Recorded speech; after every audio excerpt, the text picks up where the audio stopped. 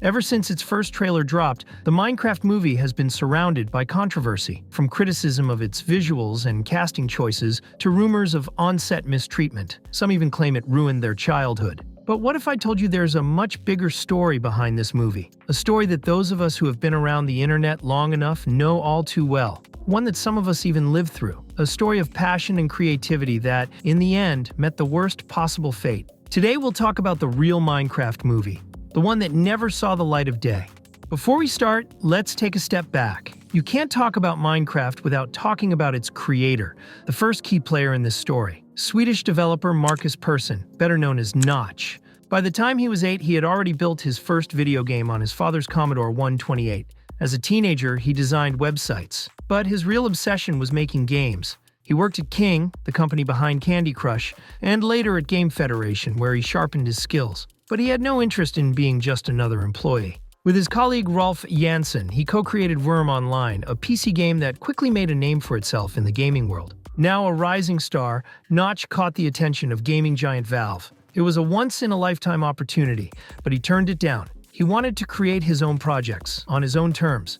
Leaving Janssen behind, he founded Mojang and set out to create what would become his ultimate masterpiece. The idea struck him while playing Infiniminor, a sandbox adventure game where players could build worlds and characters. He wanted to make something similar, but bigger, better, and with more creative freedom. Using the same core concept, he got to work, but with a first-person perspective and improved visuals. After 3 months of late nights and relentless tweaking, the first version of Minecraft was finally ready.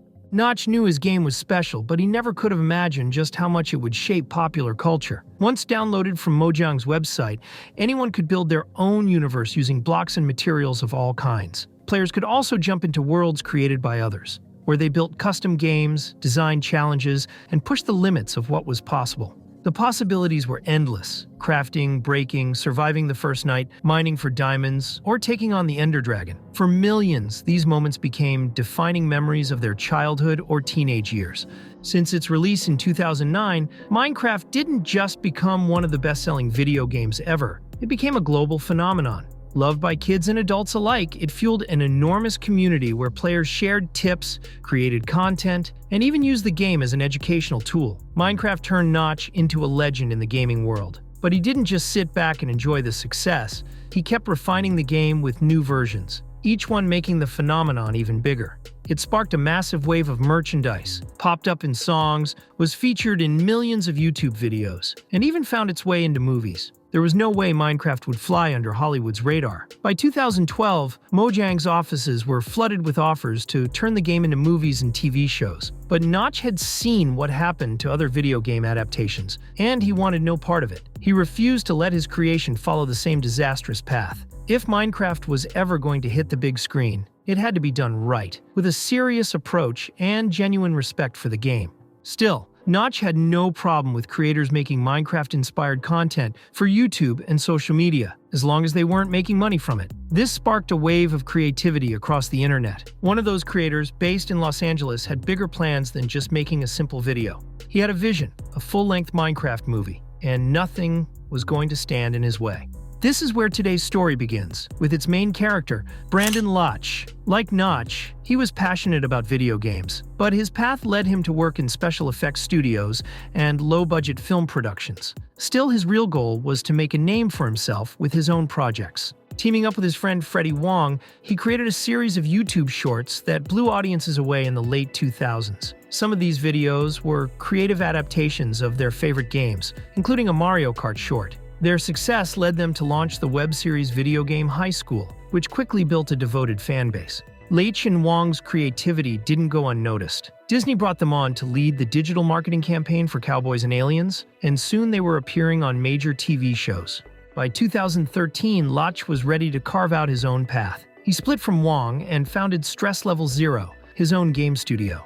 But in reality, he had developed an obsession with Minecraft. Whenever he had a spare moment, he played, sometimes losing himself in those virtual worlds for hours on end. Then, one late night after a marathon gaming session, Lotch had a realization. Minecraft was perfect for a movie. He didn't have a character or a story, but that wasn't a drawback. If anything, it gave him the creative freedom to build an original narrative with compelling characters. The idea of making a Minecraft movie thrilled Lotch, but it also terrified him. Like Notch, he hated video game adaptations. He believed Hollywood stripped games of their identity just to make them more accessible and rake in cash at the box office. The result? Generic, uninspired films that failed both commercially and artistically. At the time, Hollywood treated video games like poison for the film industry. If Minecraft was going to avoid that fate, Lotch knew it had to be an independent film, far from corporate executives and studio meddling. And if that was the case, he figured, who better to make it than himself? He had already adapted video games for YouTube, so the process wasn't new to him. But this time, unlike Mario Kart, the possibilities were as vast as Minecraft itself. At dawn, after finishing his shift at stress level 0, Lotch sat down and started writing the script for his vision of a Minecraft movie. He called it Birth of Man. Lotch's story begins with a man waking up on a beach. Almost instantly, memories come rushing back. 3 men had broken into the cabin where he lived with his dog.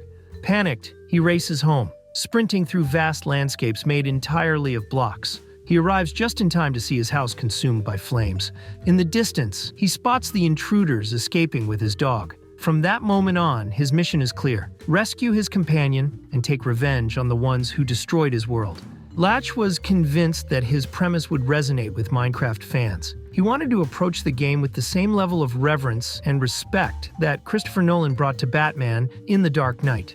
To pull it off, he planned to blend live-action performances with carefully crafted block structures that stayed true to the game's aesthetic. His expertise in visual effects would be the key to making it all work. But above all, this had to be a movie made entirely outside the Hollywood system. And not only that, once it was finished, he planned to release it for free on YouTube, just like the shorts that put him on the map.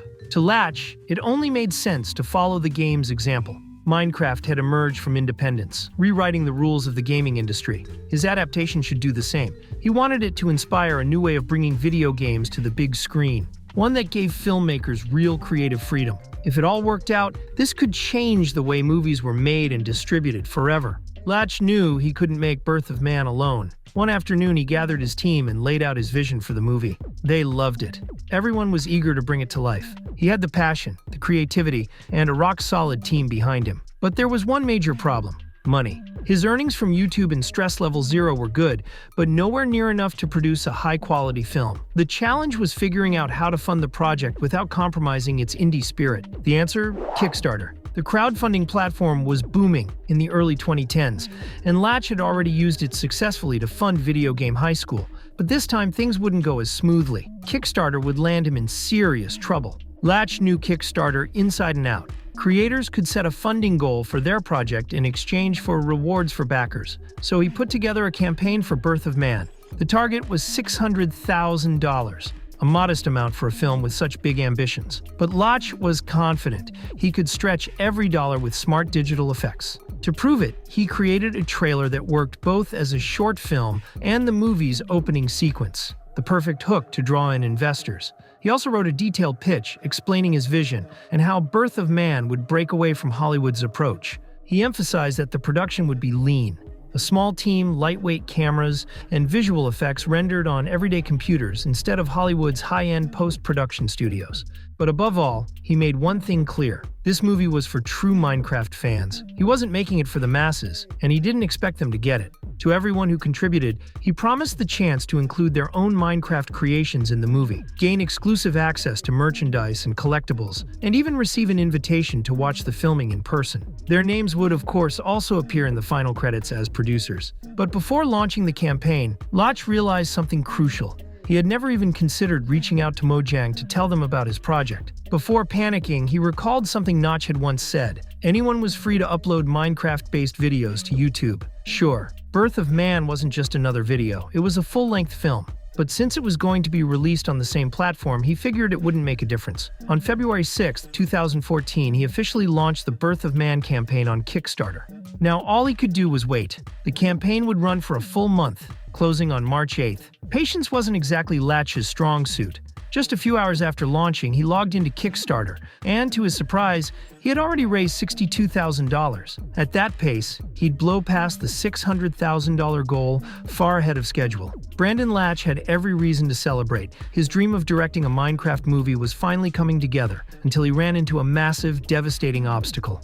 In just a few hours, the Birth of Man Kickstarter campaign went viral. It spread like wildfire among Minecraft fans and sent shockwaves through the entertainment industry. Everyone in the business heard about it, including Notch. At the time, Notch was going through a rough patch. He was under relentless pressure to release new updates for Minecraft, and the constant criticism of his work was wearing him down. The stress only intensified when he discovered Latch's project. The idea that a Minecraft movie was already in the works didn't sit well with him, especially since no one had reached out to ask for his input. And when he saw that it was planned for YouTube, he took it as a slap in the face. Latch was out on the street when his phone rang. Notch was calling. The thrill of speaking with the creator of Minecraft vanished in an instant. Notch wanted to know exactly what he was trying to pull with this movie.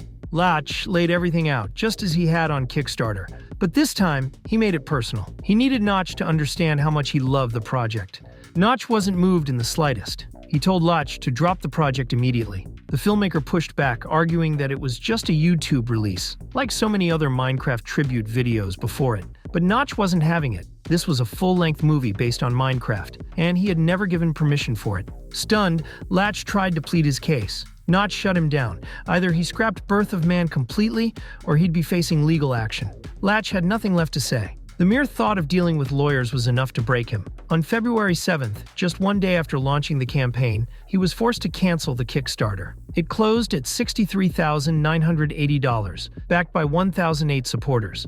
To make his stance undeniably clear, Notch took to Twitter and posted, "We don't allow 500,000 Kickstarters based on our IP without any deals in place." Disheartened, Latch broke the news to his team. Everyone was just as crushed. They had no choice but to bury themselves in routine work. But the worst was yet to come. Just days later, Mojang announced that it had struck a deal with Warner to produce a big-budget Minecraft movie. Latch couldn't believe it. The very creator of the game had shut down a passion project, one made with heart and respect, only to sell Minecraft to Hollywood. But even that project wouldn't have an easy road ahead. After shutting down Birth of Man, Notch put his trust in Warner to bring Minecraft to the big screen. However, the project quickly fell into development hell, that infamous limbo where movies get trapped for years due to script issues, contract disputes, or endless financial hurdles. For years, actors, writers, and directors cycled through the project. At one point, Steve Carell was attached to the film, and Sean Levy, the director of Deadpool and Wolverine, was on board. But nothing and no one convinced the studio. The Minecraft adaptation seemed destined to fade into nothing, until Sonic the Hedgehog proved that video game movies could still be a box office hit and even earn positive reviews. Soon after, Warner Bros. Announced that the film would be directed by Jared Hess and officially titled Minecraft, the movie. The plot follows four misfits who find themselves in Overworld, a blocky world built through imagination. Along the way, they meet Steve, a craftsman played by Jack Black. The film is set to premiere in April 2025. Between the announcement and the actual development of the Minecraft movie, Notch's life changed drastically. Fed up with everything, he sold Mojang to Microsoft in September 2014 for $2.5 billion. But from that moment on, his behavior became increasingly erratic. For years, he used Twitter to share posts that were, at best, controversial. His comments didn't sit well with Microsoft, which responded by erasing all references to Notch from Minecraft. He made headlines again in September 2024, when he unexpectedly shared his thoughts on the movie's trailer, saying to everyone's surprise that he actually liked it. While Marcus Notch Person's reputation became more unpredictable, Brandon Latch built a solid career. He continues to develop video games and remains a pioneer among YouTubers. But the disappointment of never getting to direct his own Minecraft movie still lingers. The first Minecraft movie was meant to be independent and innovative, just like the game itself. But those ambitions never stood a chance against its creator's instability and Hollywood's deep pockets. All we can do now is use our imagination, just like in the game, to picture what that never-made movie could have been, or dream up our own Minecraft films. On this channel, we've explored films that held great promise, but due to various circumstances were never fully realized. However, no example is as heartbreaking as The Thief and the Cobbler, an animated film that took its creator over 3 decades of hard work and rejection to complete, only to end up in a disastrous state. To truly understand